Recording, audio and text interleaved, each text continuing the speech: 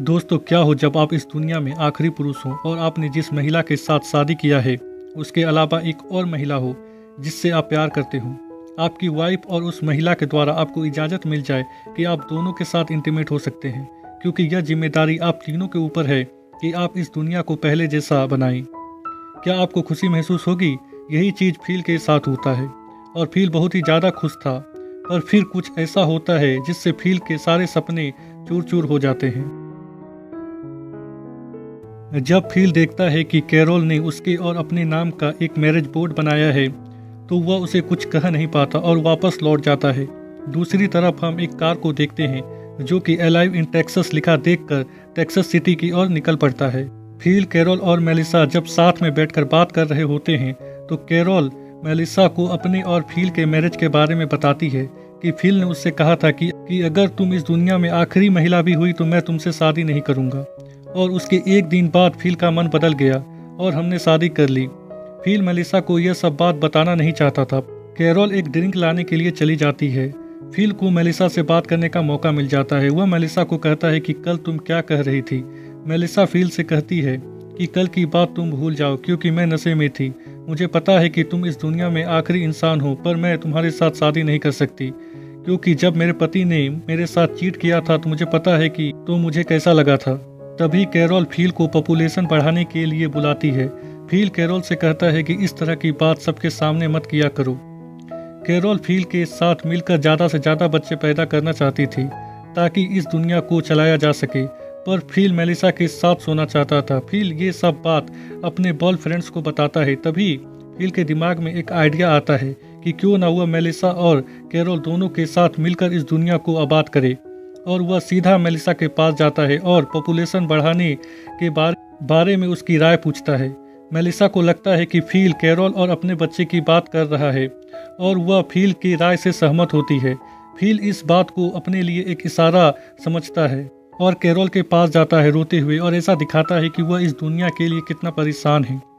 वह रोते हुए बोलता है कि हमें इस दुनिया की आबादी बढ़ानी होगी, जिसके लिए हमें ज़्यादा से ज़्यादा बच्चे पैदा करने होंगे। कैरोल को लगता है कि फील हमारे बच्चों की बात कर रहा है, पर फील उसे कहता है कि उसे किसी और महिला यानी कि मेलिसा के साथ भी सोना होगा। पर वह ऐसा दिखाता है कि वह ऐसा करना नहीं चाहता है, क्योंकि वह कैरोल से बहुत ही ज़्यादा प्यार करता है, पर वह इस दुनिया को आबाद करने के लिए यह कुर्बानी दे देगा। कैरोल उसकी बात से सहमत नहीं होती। फील उसे कहता है कि अगर सिर्फ हमारे ही बच्चे हुए तो पॉपुलेशन कैसे बढ़ेगा? क्या वे आपस में सेक्स करेंगे? और वह कैरोल को सोचने का समय देता है। जब कैरोल को पता चलता है कि फील ने मेलिसा से इस बारे में पहले ही बात कर ली है तो वह फील को गुस्से से घर से बाहर निकाल देती है। मेलिसा फील से पूछती है कि तुमने कैरोल को क्या कहा। फील उसे बोलता है कि मैंने उसे कुछ नहीं कहा है, पर मेलिसा को फील की बातों पर विश्वास नहीं होता और वह फील को सुनाकर वहां से चली जाती है। फील बहुत ही कोशिश करता है कि वह कैरोल और मेलिसा से माफ़ी मांग ले, पर वह दोनों फील को माफ़ नहीं करती। 4-5 घंटे बाद दोनों फील को घर के अंदर आने देती है। फील सोचता है कि वह तुरंत मेलिसा और कैरोल से माफ़ी मांग ले, पर कैरोल फील को मेलिसा के साथ सेक्स करने की इजाज़त दे देती है और मेलिसा भी तैयार थी। फील को लगता है कि ये इन दोनों की चाल है, पर जब कैरोल फील को कुछ शर्तों के बारे में बताती है जो कि उसे मानना ही होगा, जैसे कि हफ्ते में 3 बार ही वह मेलिसा के साथ सेक्स कर सकता है और जब मेलिसा प्रेग्नेंट होगी तो फील उससे दूर रहेगा। फील उनकी शर्तों को मान लेता है, पर यह नहीं दिखाता कि वह बहुत ही ज़्यादा खुश है और वह सीधा अपने कमरे में जाता है और अपने मुंह में एक तकिए को रखकर जोर से चिल्लाता है और अपनी खुशी को प्रकट करता है। अगले दिन फील जेंटलमैन की तरह तैयार होता है। कैरोल उसके पास आती है और उसे ताकत बढ़ाने के लिए कुछ मूंगफली देती है और मज़े ना करने को कहती है। फील मेलिसा को लेकर घर के बाहर एक फील्ड में जाता है जहां उसने एक बेड लगा रखा था और उस जगह का पूरा डेकोरेशन करके रखा था।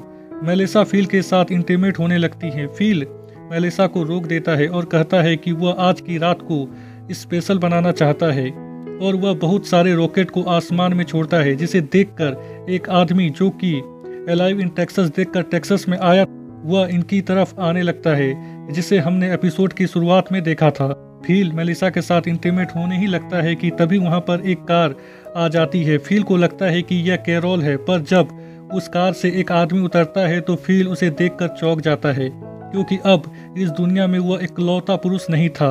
वह आदमी अपना नाम थॉड बताता है, जो कि इन्हें देखकर बहुत ही ज़्यादा खुश था। वह इन्हें बताता है कि वह फायरवर्क की लाइट देखकर इधर आया, वरना वह दूसरी तरफ चला जाता। फील थॉड को देखकर बिल्कुल भी खुश नहीं था, क्योंकि उसने उसके सारे सपने में पानी फेर दिया था। फील यह सब बात कैरोल को बताता है। कैरोल बहुत ही खुश होती, क्योंकि अब फील को मेलिसा के साथ सोने की कोई ज़रूरत नहीं है। कैरोल थॉड को मेलिसा के पार्टनर के रूप में देख रही थी, पर फील का कहना था कि मेलिसा उस मोटे थॉड को कभी भी अपने पार्टनर के रूप में नहीं चुनेगी। जब रात में ये लोग बातें कर रहे होते हैं तो थॉड सबको बताता है कि उसकी फेवरेट मूवी शॉशैंक रिडेम्पशन है।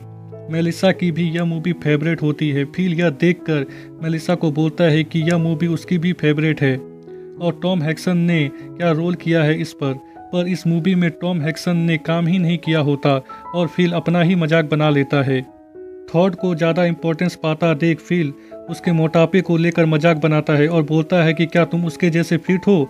थॉड उन्हें बताता है कि उसके माता पिता के मरने के बाद वह अकेला हो गया था, इसी चक्कर में वह ज़्यादा खाना खाने लगा। मोटापे को लेकर हमेशा उसका मजाक बनता है। स्कूल में भी उसके दोस्त उसका मजाक उड़ाते थे और आज भी लोग उसके मोटापे को लेकर उसका मजाक उड़ाते हैं, पर उसे इस बात से कोई फर्क नहीं पड़ता और वह फील को अपना वेट भी बताता है। मेलिसा थॉड से पूरी तरह से इम्प्रेस हो जाती है। थॉड गुड नाइट बोलकर वहां से चला जाता है। फील यह देखकर कि मेलिसा उससे इम्प्रेस हो गई है, फील भी अपने कॉलेज की मोटापे की कहानी मेलिसा को सुनाना चाहता था, पर मेलिसा नहीं सुनती और वहां से चली जाती है। अगले सीन में यह चारों एक साथ डेट में जाने वाले होते हैं, पर कैरोल आखिरी सेकंड में पीछे हट जाती है उल्टी का बहाना करके और फील को भी रोक लेती है उसकी देखभाल करने के लिए। मेलिसा और थॉड एक साथ डेट में जाते हैं, जहां यह लोग बहुत ही मजे करते हैं और हम फील को देखते हैं जो कि छुप छुप कर इन्हें देख रहा था। और जब फील को पता चलता है कि कैरोल मेलिसा और थॉड को दोबारा डेट में भेजने वाली है, तो वह ऐसा होने नहीं देता। यह चारों एक साथ डेट में जाते हैं जहां ये लोग बैडमिंटन खेलने वाले थे। फील अपनी टी शर्ट को उतार देता है और थॉड को भी ऐसा ही करने को कहता है। फील को लग रहा था कि थॉड अपनी टी शर्ट नहीं उतारेगा और वह उसका मजाक उड़ाएगा, पर थॉड भी अपने टी शर्ट को उतार देता है। थॉड के शरीर में एक कट का निशान होता है। मेलिसा उस कट को देख लेती है और थॉड से उस कट के निशान के बारे में पूछती है। थॉड उसे बताता है कि बचपन में उसके भाई का किडनी खराब हो गया था और उसने अपनी किडनी दी थी, उसके बावजूद उसका भाई नहीं बचा। और यह बोलते हुए थॉड इमोशनल हो जाता है और वहां से चला जाता है। मेलिसा भी उसके पीछे जाती है। फील उन दोनों को जाते हुए देखता है और वह भी उसके पीछे जाता है, तो वह देखता है कि मेलिसा थॉड को किस कर रही है। यह देखकर फील को बिल्कुल भी अच्छा नहीं लगता। कैरोल सोच रही थी कि फील ने यह सब जानबूझकर किया ताकि मेलिसा और थॉड एक दूसरे के नज़दीक आ सके। फील कैरोल से कहता है कि तुम्हारी सोच की तारीफ करनी होगी और अपने किए पर पछताता है और उन्हें किस करता हुआ देखता है। रात में हम फील को देखते हैं जो कि मेलिसा को थॉड के खिलाफ भड़काने की कोशिश करता है और बोलता है कि वह बिल्कुल भी सही इंसान नहीं है। मेलिसा को गुस्सा आ जाता है और वह उसके मुंह में दरवाजे को बंद कर देती है। फील उससे माफ़ी मांगता है, जिसके बाद ये लोग साथ में बैठकर बियर पीते हैं, जहाँ फील मेलिसा को प्रपोज करता है और कहता है कि क्या मुझे एक चांस मिल सकता है।